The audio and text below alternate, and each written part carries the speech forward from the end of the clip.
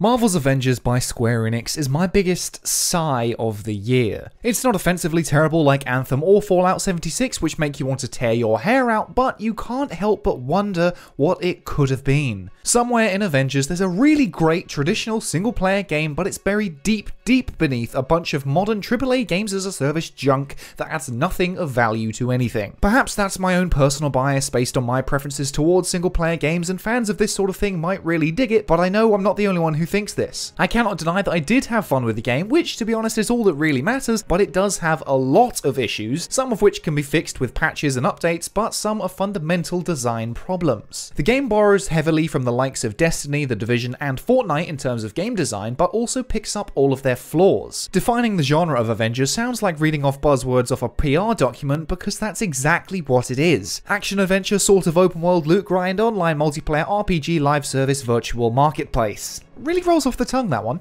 At its core, the game has a heart with a decent comic booky story with well-rounded characters, but Square Enix took a scalpel to it, busted its chest wide open, crammed a bunch of extra stuff in there, and haphazardly sewed it back together again. The game is developed by Crystal Dynamics with Eidos Montreal and published by Square Enix, which provided me with a review code for PS4. The game has two main modes to select from the main menu: Campaign, which is the story-driven section about reforming the Avengers team, and Avengers Initiative, which is the live service endgame content, which is meant to be updated over time. This video will be spoiler free, but there may be some UI elements that give one or two things away, though I'll try to keep that to a minimum. The game can be played entirely solo, which is how I played the campaign. It kicks off with the Young Avengers superfan Kamala Khan attending the A-Day event after winning a fanfiction competition. The Avengers are there to unveil a new airship, the Chimera, powered by the experimental Terrigen reactor. Things quickly take a turn for the worse, as things tend to do, and the Avengers are forced into action, but ultimately the day ends in disaster, resulting in the deaths of thousands of civilians and Captain America himself. On top of that, many who are at the event or in the surrounding area have begun to exhibit strange superhuman abilities, and a new organization called AIM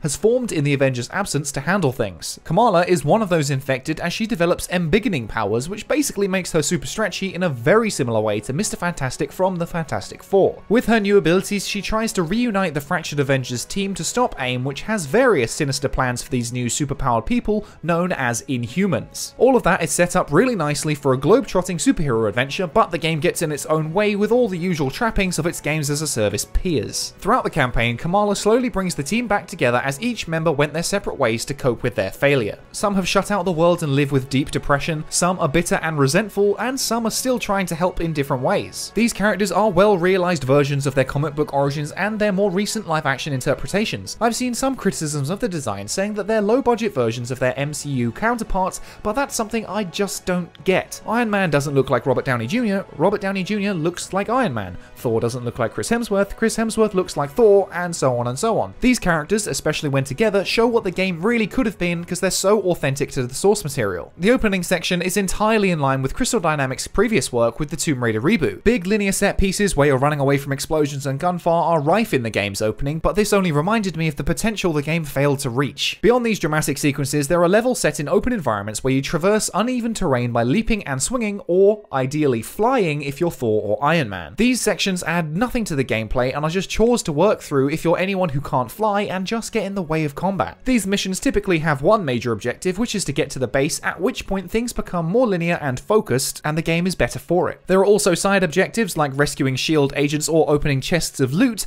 but this is just open world padding busywork. Many of these environments are repeated multiple times with the exact same objectives, which doesn't exactly make the grind any more bearable. Gear grinding is nothing new to gaming, but personally it's something I've never found any joy in, especially in this case when it's practically meaningless. I'm sure many will really enjoy grinding out the heroes to get to their max level, but it's not for me personally. None of the loot I've received has felt particularly game-changing or like it really took a character to the next level. I also really don't understand why you'd have level scaling enemies in a loot-based game. Maybe I am missing something here, so please correct me in the comments, but I just don't get it. If I'm grinding to make my character as strong as they can be, I want them to be able to take on older enemies and wreck their shit. If at level 10 an enemy is giving me a hard time, coming at them at level 20 should be a total breeze, but instead that enemy is now level 22. What? What's the point in grinding if enemies stay just as strong as me? Again, maybe I'm missing something here, so please tell me, but it makes no sense to me. While the loot feels totally superfluous and meaningless to me, I actually really like the individual character progression. Each character has 3 separate skill trees which unlock new paths as you get to higher levels. These skills can be in the form of new abilities like charging ranged attacks or combo finishes, bonuses, or just stat increases like elemental damage or critical hit chance. These help make your heroes play the way you want them to and feeds into how well the characters are realized. With an all-star voice cast consisting of veterans like Troy Baker, Laura Bailey, and Nola North, each brings their A-game as you'd expect to their respective characters. Laura Bailey's Black Widow is cold and emotionally distant from the team, but still brings the sass when she needs to. Troy Baker's Bruce Banner is deeply tormented by not only the damage the Hulk can do, but also the potential threat the Avengers pose to the world. Iron Man is played by Nola North in a way that only he can, filled with sarcasm and cheesy jokes that has the player rolling their eyes along with everyone else in the scene. Travis Willingham has played Thor numerous times in other adaptations and brings the mighty god to life once again with pride and arrogance, but without forgetting the character's warm heart. Jeff Shine played Carlos Oliveira earlier this year in Resident Evil 3 Remake and gave a flirty, cocky spin to the character, but his turn as Captain America is every bit as stoic and righteous as he should be,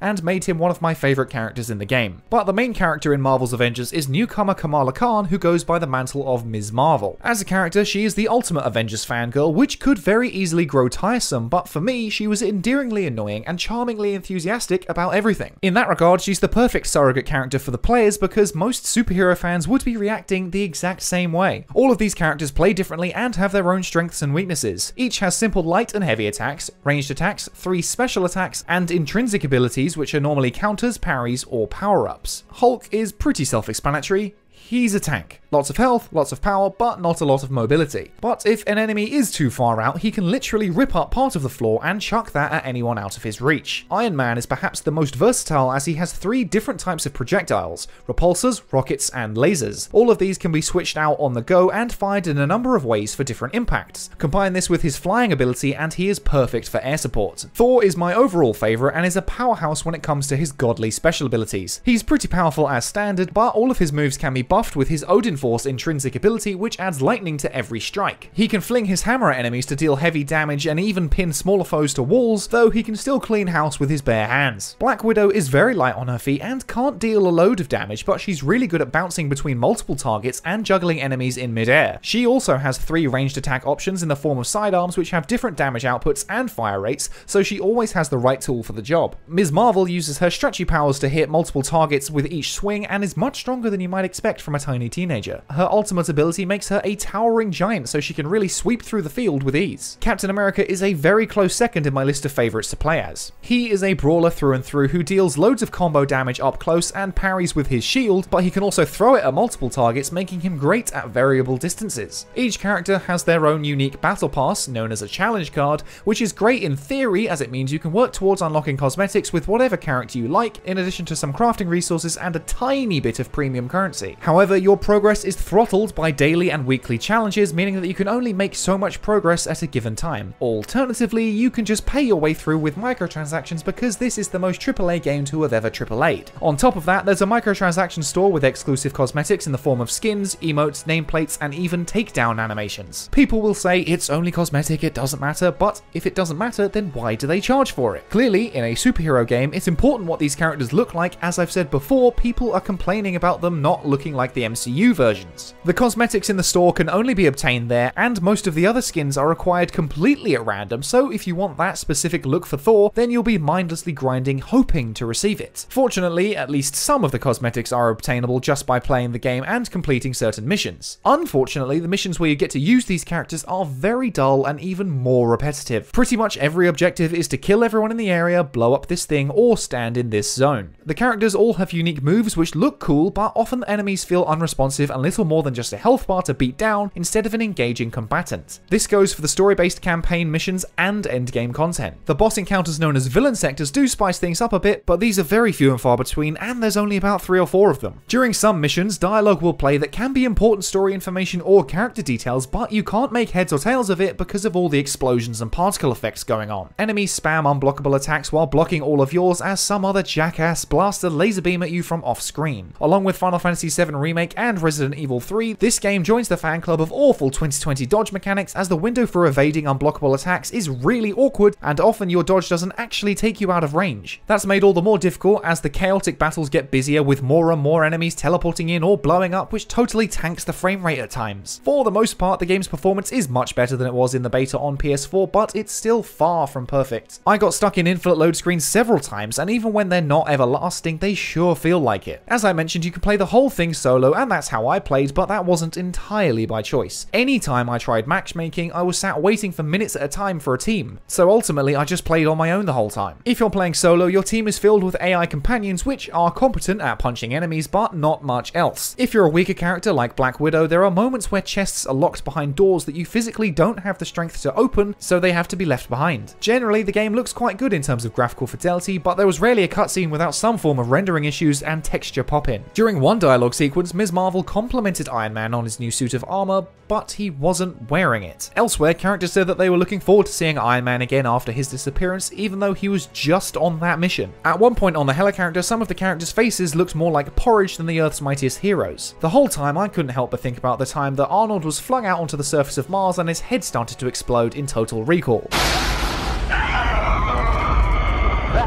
This helicarrier is your base of operations and develops over the course of the campaign, much like the Normandy in Mass Effect, which is something I always enjoy. However, getting around it is a real pain and wastes your time. This is made even worse by the fact that this isn't the only hub world in the game and each has exclusive stuff to buy. This means that in between missions of beating up baddies, you're awkwardly running around looking for the next gear store or challenge giver in the most tedious way possible. You can chat to some of the other heroes on the Chimera and explore their rooms, which is cool, but there's little else going on. Ultimately, there is a skeleton of a really great Avengers game in there, but it's heavily weighed down by games as a service fat and AAA bloat. I'm sure that if you really like games like Destiny or Anthem and happen to like superheroes too, you'll probably like this a lot, but for me, it misses the mark on what it could have been. I can't recommend it at full price right now, but as with all games as a service titles, the game will get better over time. New characters coming will certainly be worth a look, but if I'm just going to be doing the same old shit I've done for the past week, I doubt it's going to hold anyone for long. That said, the game will definitely find its core audience because the Avengers is the biggest IP on the planet right now, and it's nowhere near as bad as some of the games it rips off. Despite all the negatives I have with the game, I definitely did have fun with it and would recommend Avengers fans to try it at some point when it's on sale and more content has been added. If you can get together a group of pals to play with where everyone is dedicated and knows their characters, I can easily see this being someone's game of the year. However, right now, with the various bugs, repetitive missions, limited content, grindy gameplay, and inconsequential loot, I can't recommend it at full price. It's a fun, casual superhero game, but fails to be engaging for the long term. Hopefully, with various content updates and patches, the game will live up to its full potential, but that's going to take a while. Once again, I did still have fun with it, which is more than can be said for a lot of these games as a service shit shows, or maybe I'm just too jaded by all the other ones and smashing stuff as Thor is all my monkey brain really needs.